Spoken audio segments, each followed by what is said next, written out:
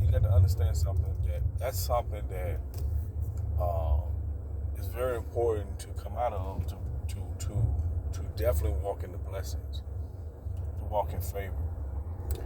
You know, now when I say walk in favor, I want you to understand something because when God gave us when God gave us the new nature, it included everything. I want you to understand this now. But as we are in the Spirit, we must walk in the Spirit. We must seek God to teach us to walk in the Spirit. We must seek, and let me kind of bag up because I really feel like a lot of people has been taught and trained, or taught and trained to put the cart before the horse. I mean, it's clearly seen. It's clearly seen in attitudes, in the way people talk, the way people do ministry. Um, it doesn't. You can have people. I want you to understand this now. You can have people following you and still be wrong. If a false prophet or a false pastor or teacher can have a ministry with people, that means that if you are seeking to do right, you can actually have people. You can actually have people that following you. It's going to be up to you. You can have people trying to follow you or whatever the case may be, but it's going to be up to you when it comes down to between you and God. Because see, when you get before God, you got to understand that if you're a leader and you believe in God, you got to really understand this now. You're not gonna be looked at in a special way as when it comes to judgment. You're not going to be looking at a special way, so it has to be a great understanding. Putting the cart before the horse, it just don't pan out when you see. Let me tell you something. What I have witnessed, when you say walking in favor, what you actually are, what you actually saying is,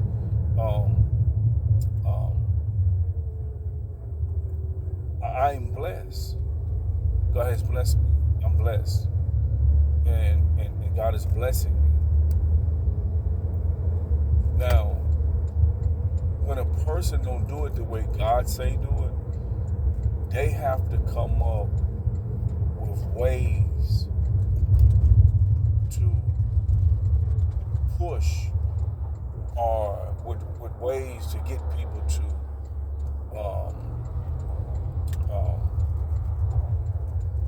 give. They have to, and it's amazing because you got to understand, if this person see themselves as sitting in a mansion, driving a Bentley, driving a Porsche, driving a Cadillac, driving a Mercedes, if this person actually sees themselves like that, and they seeking this type of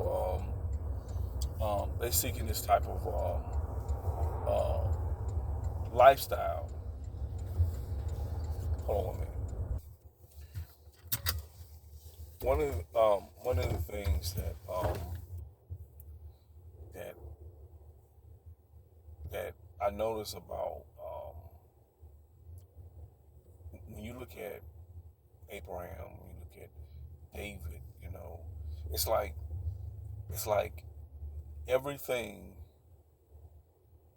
in their life, in their world must be sync, must be sync. It's like it be sync.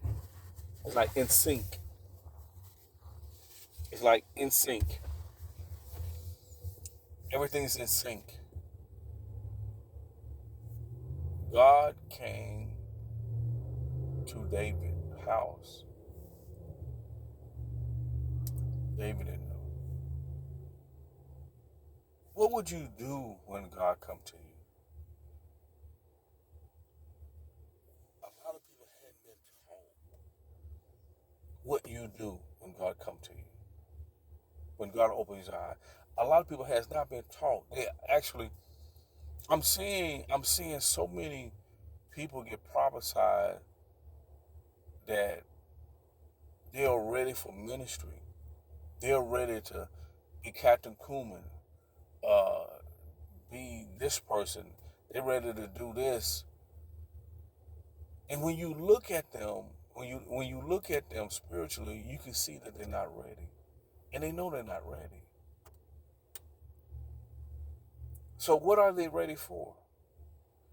The most important thing is it's amazing because you can get to the place where you're doing things because a person said, and you can be doing things because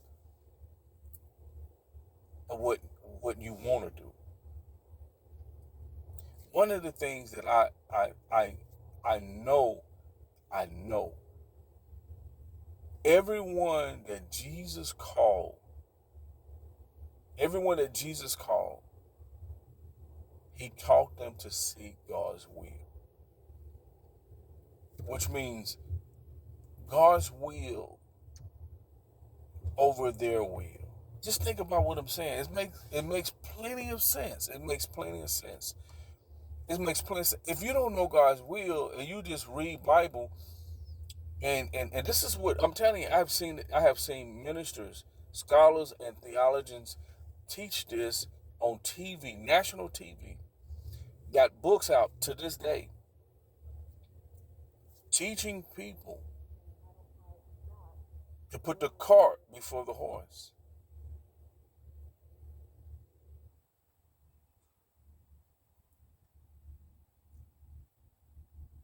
I don't know if you understand what I'm saying.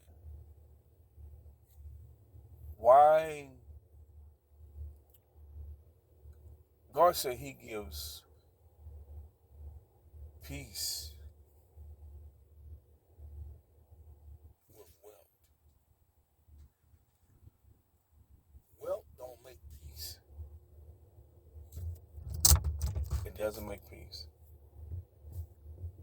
But God gives peace when he establishes wealth in your life.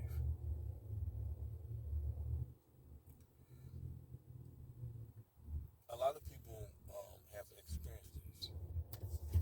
A lot of people experience um, having a promotion,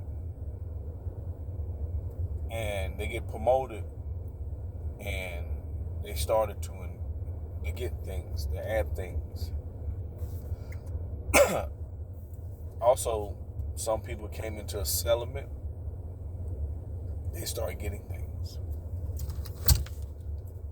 You have some people who has received an inheritance. I'm talking about Christian people now, believers. They started getting things, and after the excitement is being able to, then by them having it, there becomes a battle, a struggle, a least excitement.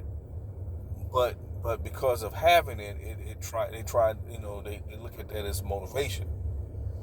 This has taken the person straight out of the realm of the spirit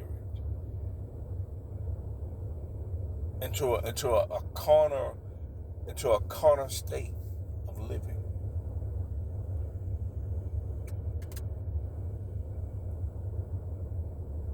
You got to really know what it means to have God's peace as well. Let me kind of share. Let me kind of just see if I can break this down to you. You know, Job, when he had everything, when everything was taken away, watch. I want you to listen to this. Not because of his wrongdoing. That is God giving you wealth with peace.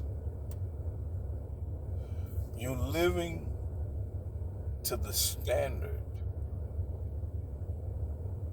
You're living to the highest standard of righteousness with God. With God now. And the things that has accumulated, the wealth that God has given, the wealth is not, you're not bonded to it. Your emotions are not controlled to the point that it will cause you to sin, to error.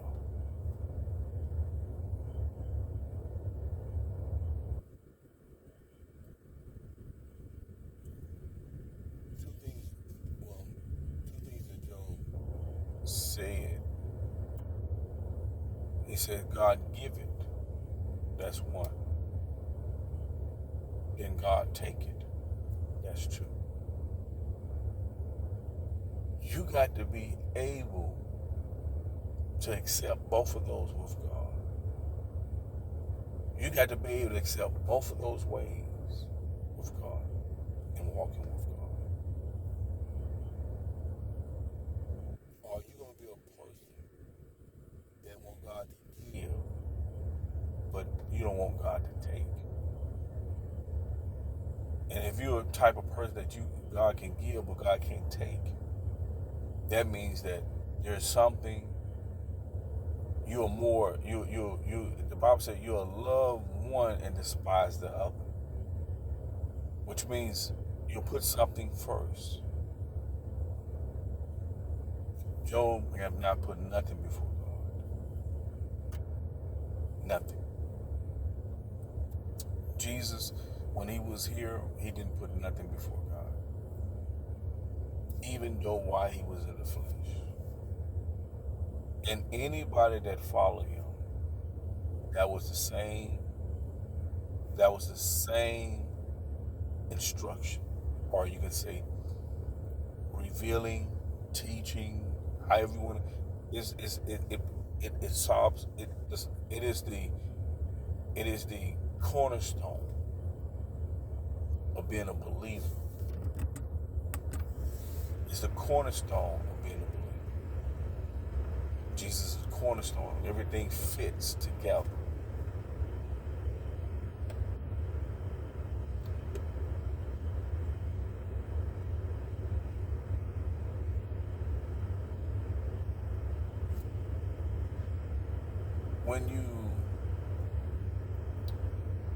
David,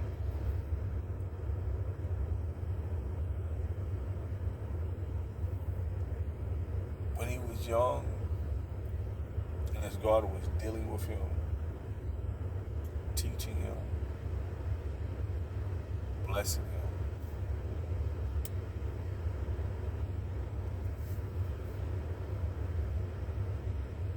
that was Nathan, Prophet Nathan, who went to him. And when he told him and revealed to him the issue that was at hand,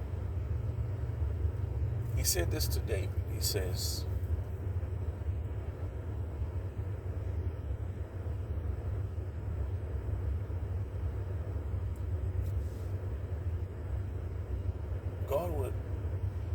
God has gave you everything. It ain't nothing that you can ask. I want you to think about that.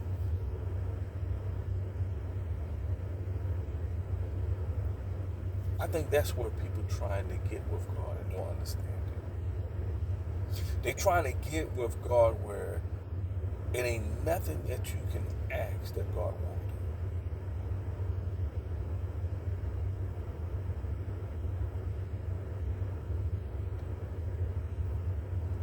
What did God reveal for David to have that place, that level, that open door with him? What did God say?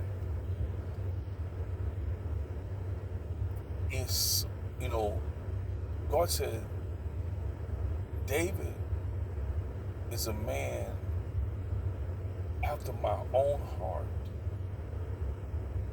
I don't know. And what I try to get people to see is death to self and dying to self, the teaching that God is revealing now through, those who are new. Many of you are new to this. Some of you been around for a minute, but you still feel new to it because you're starting to understand it. You're starting to uh, uh, understand the wisdom and the knowledge of God in a whole different light.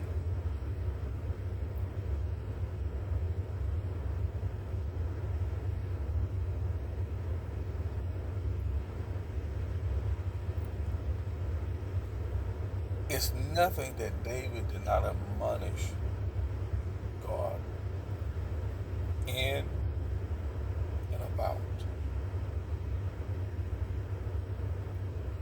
When David went to war, he did not believe. He did not believe that that him and his army was invincible. He knew what God says. He believed that God was doing it. He if you listen to the Psalms, you got to understand what I'm trying to say to you. You have to understand what I'm trying to say to you.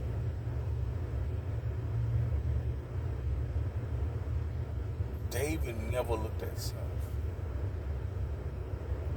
When David looked at self, is when he saw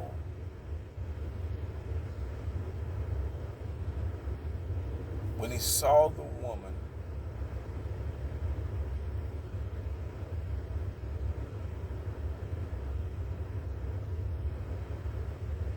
when he saw Bathsheba.